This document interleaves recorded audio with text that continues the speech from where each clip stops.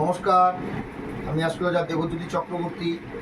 আজকে রাহু মঙ্গল যোগ বা অঙ্গারিক যোগ নিয়ে আমি কিছু আলোচনা করব।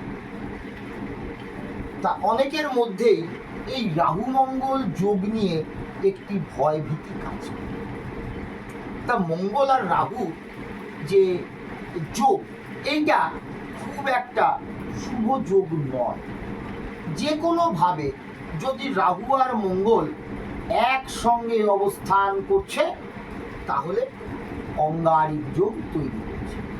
এই যে অঙ্গারিক যোগ থাকলে জাতকের জীবন মানহানি, রক্তারক্তি, থানা পুলিশ এবং গুপ্ত শত্রু আততায়ী দ্বারা আক্রান্ত হওয়ার ভয় থাকে। এবং এই যে যদি কারণ এই অঙ্গারিক যোগ থাকে তাহলে জাতকের মারামারির মাধ্যমে ক্ষতিগ্রস্ত হওয়ার একটা ভয় ভীতি কাজ করে।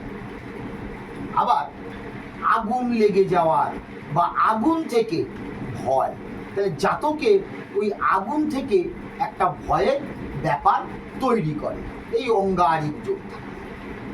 এইবারে বিষয় হচ্ছে এই অঙ্গারিক যোগ জাতকের ক্ষেত্রে কতটা ক্ষতি করে।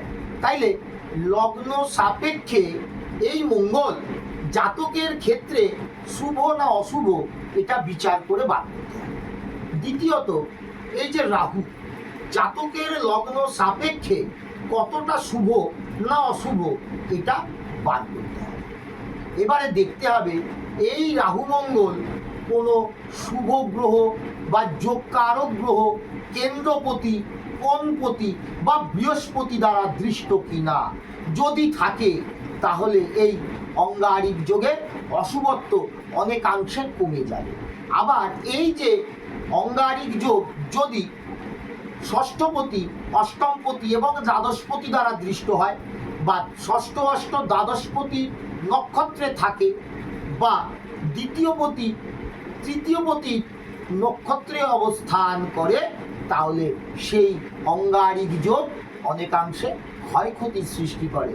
আবার এই রাহু মঙ্গল যোগ যদি শনি দ্বারা দৃষ্ট হয়ে গেল তাহলেও কিন্তু এই জাতকের মধ্যে এই অঙ্গারিক যোগের অশুভ ক্ষমতা অনেকাংশে বৃদ্ধি করে, যার ফলে এই অগ্নি ভয়, গুন্ডা মস্তান ইত্যাদির দ্বারা ভয় ভীতি এবং বন্ধু বান্ধবের সাথে মারামারি, অশান্তি, পাড়া প্রতিবেশীর সাথে মারামারি, মামলা মোকদ্দমা এবং অগ্নি ভয় হয়ে থাকে। নমস্কার।